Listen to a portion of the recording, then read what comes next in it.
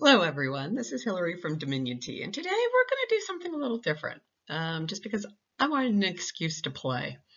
So we're going to talk a little bit about artificial intelligence in tea. So I went out and played with both Dolly and Chat GPT to see what they could tell me about tea, what they could give me. And what is really fascinating about all of this is it still has a very long way to go. But let's have some fun playing. So this is my best shot at instructing Dolly on getting me an impressionist painting of afternoon tea. And you can kind of make out the teapot and the teacup, but we'll keep working on this one. So what do we know about AI? Basically, AI is the ability for a computer to think and learn at a very basic level. ChatGPT is a predictive model, right? It's been built to try to guess the next word you, the human, are going to feed it, so it can feed back to you. There are just a ridiculous amount of data being fed into these AI models right now. And the big question that nobody's talking about is whose data is it? They've gone back and harvested the web for all of this. So in all reality, it's probably your data and it's probably mine. And so I love to go look at this because when you start talking to the people who've been thinking about AI, not so much as the zeros and ones and what it can produce, but your good ethical kind of studiers and your philosophy majors and very intelligent individuals like Kate Crawford, who, if you're interested in AI and a really good ethical discussion, has written an amazing book called The Atlas of AI about the societal ramifications. And this is what gets interesting, because for those of us on a day-to-day basis who probably aren't going to use this thing, and it's nothing more than a tool, it seems like a whole bunch of hype from the media. But when you think about, for a second, backing up and you start talking about culture, and this is where tea can teach us about AI, because tea is very much a reflection of the various cultures that grow it, that drink it, have exported it around the world, right? You have heard me talk about that ad nauseum over the years, about just how much that one beverage has traveled and brought with it all the different cultures from around the world. And culture affects data, and data is going to create AI and what it predicts and what it produces for us. So if we're not careful, we may end up with things we don't want, or we may lose part of our culture in the process. And so let me show you what I'm talking about here. So I had a lot of fun. I started with Dolly, right? So, out of full disclosure, I love playing with this stuff because I am the daughter of an art teacher and my brother is a retired graphic designer. So I'm around artists a lot. And the idea that a computer is going to produce good art for me just seems ridiculous. So I thought I'd have some fun with it and ask it to produce a picture for me of a computer drinking a cup of tea. And so at the top left is kind of its first rendition. And then I got smarter and said, okay, give it to me in cartoon style. But what I want you to notice through all of these is that you can't tell it's a cup of tea. In fact, you can't really distinguish it's not a cup of coffee.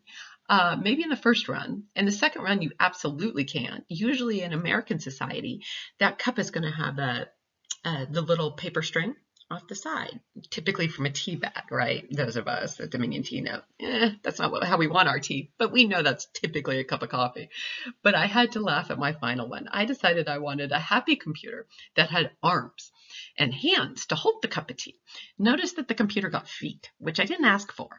But I find fascinating that my request for hands also produced feet on the computer. I'm also laughing because that face reminds me of the old Clippy face, for those of us old enough to remember the first paperclip that Microsoft tried to put out as a helper. So I think it's really funny that that's what came back out of Dolly on this. If you're going to go play with Dolly, I'm going to give you a couple of real quick pointers. You need to know styles of art.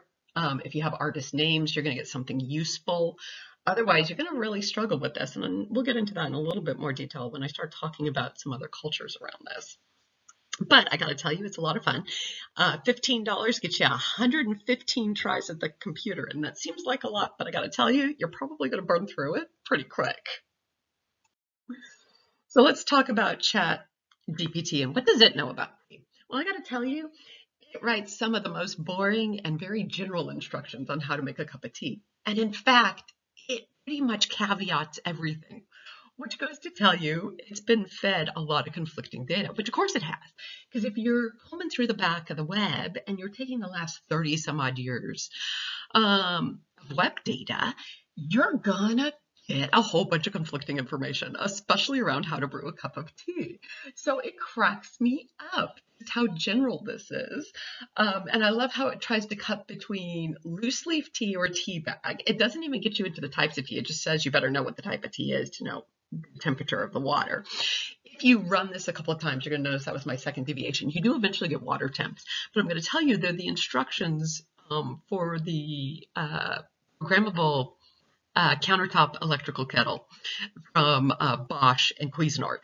So it's one temperature per type of tea, which, as you and I all know, that's not true. It's a range. And you can play with those water temp to get really good cups of tea. So it's really funny. So I decided I'd throw something different at it and go, okay, you gave me Western instructions. Let's give you something that should be easy to get. Let's give you a gaiwan, right? So this is our traditional Chinese. But what is so funny about it is they treated it in the Western fashion, or they treated it with a general assumption that you, the consumer, are not drinking alone, are drinking with a group on the gaiwan. Because when you get down to when you get down to number 5, where they tell you to pour it out into a pitcher or directly into your cup to drink it, they miss the fact that if you're on mainland China, and in some of the other Southeastern Asian nations, you're going to watch them drink straight out of that gaiwan if they're consuming it themselves. Pour it out into a pitcher or into cups if they're sharing, absolutely, because the gaiwan is used very much like a teapot. But that's not always the case. And so this gets kind of interesting, because what you've got is a Western reflection of the use of an Eastern cultural icon around tea. And so it's kind of a very interesting view into how your cultural bent and view is going to color the data coming back to you. And if you don't know other cultures, you're left with an incomplete view. And this is really the fun and really challenging ethical discussion around artificial intelligence. And this is why your media, while they haven't hit on it correctly, it's actually pretty accurate when you start to talk about arms race around artificial intelligence and who controls it.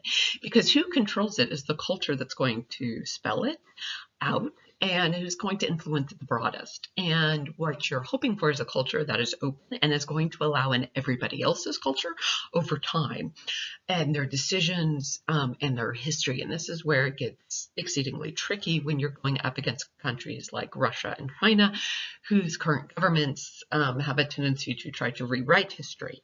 And we in our own country are guilty of that as well. But the idea is to allow all the truth in and all the perspectives in so that the computer can learn from everything. And then you, the end user, are going to have to get sophisticated. Because notice, I'm going to have to get sophisticated in order to get down to other cultures, which is what I tried to do with DALL-E.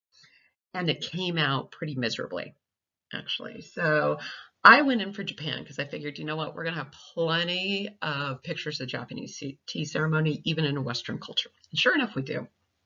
But I tried to give it the style of art.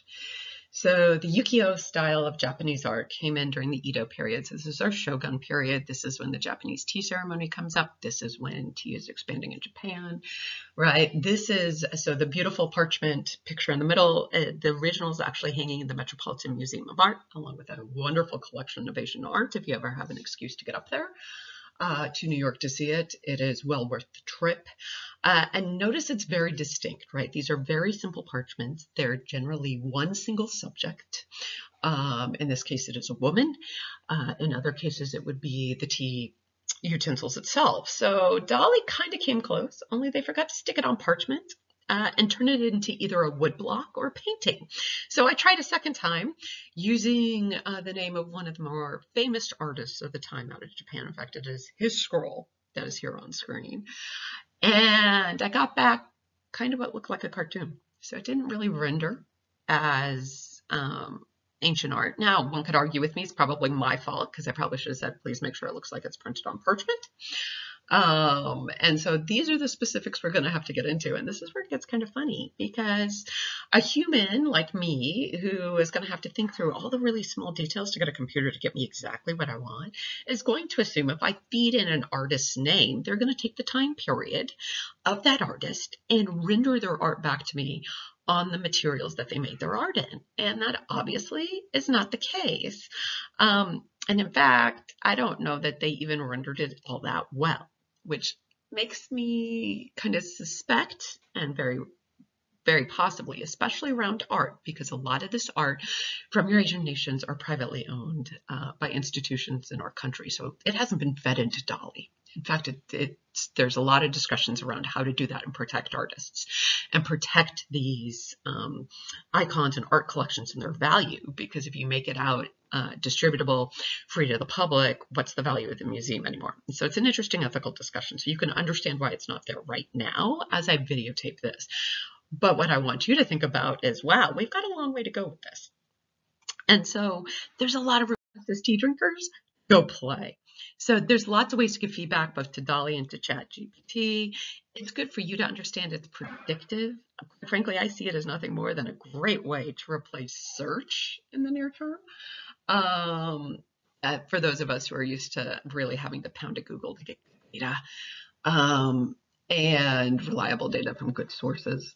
And so it's worth your time and effort. It's a lot of fun and gives you a good excuse to sit and drink a good pot of tea at the same time. If you enjoyed learning more about tea with us, hit the subscribe button so that you can be notified when we add more videos to our channel. And check out the highlighted videos to learn even more about tea. And last but not least, you can check out all of the teas we talk about in our videos at dominiontea.com.